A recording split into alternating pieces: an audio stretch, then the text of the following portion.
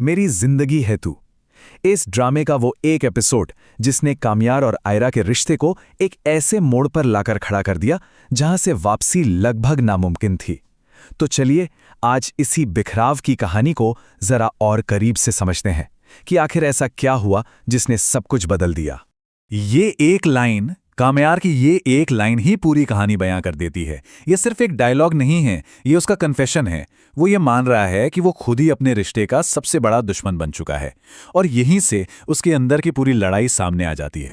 तो सवाल ये है कि रिश्ते में ये दरारें इतनी गहरी हुई कैसे? इसकी शुरुआत होती है उस झगड़े से जहां कामयार का गैर जिम्मेदार रवैया और आयरा का अंदर ही अंदर घुटता हुआ दर्द पहली बार इतनी बुरी तरह से टकराते हैं। और यहीं पर दोनों के बीच का फर्क साफ नजर आता है। कामयार को लगता है कि वो बेचारा है, हालात का मारा है, लेकिन आयरा के लिए ये कोई कहानी नहीं, ये उसकी हकीकत है। वो हर रोज उस दर्द को जी रही है जो कामयार की हरकतों से उसे मिल रहा है। मतलब एक ही घर में रहते हुए भी दोनों दो अलग अलग दुनिया में जी रहे थे। और ये सुनना शायद सबसे ज्यादा दिल तोड़ने वाला पल था, जब आयरा अपनी माँ के सामने ये मान लेती है कि उसके रिश्ते में खुशी से ज्यादा सिर्फ तकलीफ बची है। ये वो लम्हा है जब ये साफ हो जाता है कि ये रिश्ता अब उसके लिए एक बोझ बन चुका है और प्यार अब सिर्फ और सिर्फ दर्द में बदल गया है। अब कहानी एक नए लेवल पर पहुंचती है।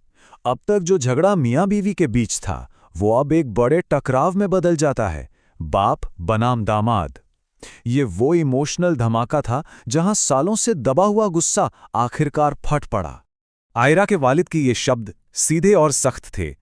बिना किसी लाग लपेट के वो सीधा सीधा कामयार को अपनी बेटी की जिंदगी अजाब यानी नर्क बनाने का जिम्मेदार ठहरा देते हैं। ये सिर्फ एक इल्जाम नहीं था, ये उस लड़ाई की शुरुआत थी जो इस रिश्ते का अंजाम तय करने वाली थी। और कामयार का जवाब देखिए। जिम्मेदारी लेने की बजाय वो फौरन पलटवार करता है और सारा इल्जाम आयरा के बाप पर ही डाल देता है। ये एक क्लासिक डिफेंसिव मूव है। ये दिखाता है कि वो अपनी गलतियों को देखने के लिए तैयार ही नहीं है और बस मामले को और बिगाड़ रहा है। और यहां कहानी का सबसे दर्दनाक पहलू सामने आता है। पिता का गुस्सा सिर्फ कामयार पर नहीं है, बल्कि अपनी ही बेटी के फैसले पर है। ये एक बाप की लाचारी है, उसका दर्द है ये महसूस करना कि उसकी बेटी ने खुद अपने हाथों से अपनी जिंदगी बर्बाद कर ली और वो कुछ भी नहीं कर सका। तो इस भयानक लड़ाई का नतीजा क्या निकला? आयरा के पिता ने उसके सामने एक ऐसी शर्त रख दी जिसने उसे एक नामुमकिन चुनाव करने पर मजबूर कर दिया। एक ऐसा फैसला जो शायद उसका दिल हमेशा के लिए तोड़ने वाला था। तो आयरा को एक ऐसे दोराहे पर खड़ा कर दिया गया जहां से कोई भी रास्ता आसान नहीं था। उसके पिता ने साफ साफ कह दिया, या तो अपने पति को चुनो और ये घर हमेशा के लिए भूल जाओ, या फिर अपने परिवार को। दोनों को एक साथ रखना अब मुमकिन नहीं था। और कामयार के इन शब्दों में हमें आयरा का फैसला सुनाई देता है। उसने अपने घर वालों को चुना है। ये छोटा सा वाक्य अपने अंदर उस पल का सारा बोझ, सारा दर्द और उस रिश्ते के खत्म होने की खबर समेटे हुए है। तो इस अलगाव के बाद क्या हुआ? अब हम उस खामोशी को देखेंगे जो इस तूफान के बाद आई। इस फैसले ने कामयार, आयरा और उनके परिवारों पर क्या असर डाला? एक ऐसी मायूसी जिसे अक्सर लफ्जों में बयां नहीं किया जा सकता। कामयार की तकलीफ की जड़ यही है।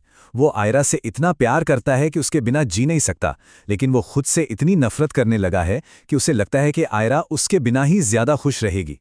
ये प्यार और खुद को बर्बाद करने का एक अजीब सा दुखद सा संगम है। जहां एक तरफ कामयार इस उलझन में है, वहीं आयरा एक साफ और आखिरी नतीजे पर पहुंच चुकी है। उसके लिए अब बात वक्त या आदतों की नहीं रही, बात एहसास की है। और वो मान चुकी है कि उनके बीच का वो एहसास अब मर चुका है, और जो एहसास मर जाए उसे दोबारा जिंदा नहीं किया जा सकता। और जाहिर है ये फैसला सिर्फ दो लोगों का नहीं, बल्कि दो परिवारों का था। कामयार का परिवार परेशान है, उन्हें उम्मीद है कि शायद वो बदल जाए। वहीं आयरा का परिवार उसका साथ तो दे रहा है, लेकिन एक टूटे हुए घर के अंजाम को लेकर फिक्रमंद है। हर तरफ एक अनिश्चितता का माहौल है और किसी के पास कोई जवाब नहीं है। और अब हम आते हैं कहानी के सबसे मुश्किल हिस्से पर, एक इमोशनल डेडलॉक। एक ऐसी जगह जहां सुलह का रास्ता इतना मुश्किल बल्कि लगभग नामुमकिन नजर आता है। आखिर क्यों? चलिए समझते हैं। रिश्ते की असली प्रॉब्लम यही है, ये एक इमोशनल गतिरोध है। आयरा ने रिश्ते के एहसास से उम्मीद खो दी है, और उससे भी ज्यादा दुख की बात यह है कि कामयार ने खुद के बदलने की उम्मीद खो दी है। और ये कामयार का आखिरी कबूलनामा है जो सब कुछ साफ कर देता है। उसके रास्ते की सबसे बड़ी रुकावट आयरा या उसका परिवार नहीं, बल्कि वो खुद है। उसका खुद पर से भरोसा उठ चुका है। वो जानता है कि वो फिर से वही वादे तोड़ेगा, फिर से उसे तकलीफ देगा। उसकी ये सेल्फ अवेयरनेस ही उसकी कैद बन गई है। तो कुल मिलाकर ये कहानी प्यार की कमी की नहीं है। ये कहानी है भरोसे के टूटने की, दर्द के एक ऐसे न खत्म होने वाले चक्र की जिसने पहले एक दूसरे पर से और फिर आखिर में खुद पर से ही भरोसा खत्म कर दिया। और आखिर में हम बस इसी एक सवाल के साथ रह जाते हैं, क्या आयरा की कमी, उसकी गैर मौजूदगी, कामयार को वो इंसान बना पाएगी जो वो उसकी मौजूदगी में कभी नहीं बन सका? शायद यही इस कहानी का सबसे बड़ा सवाल है।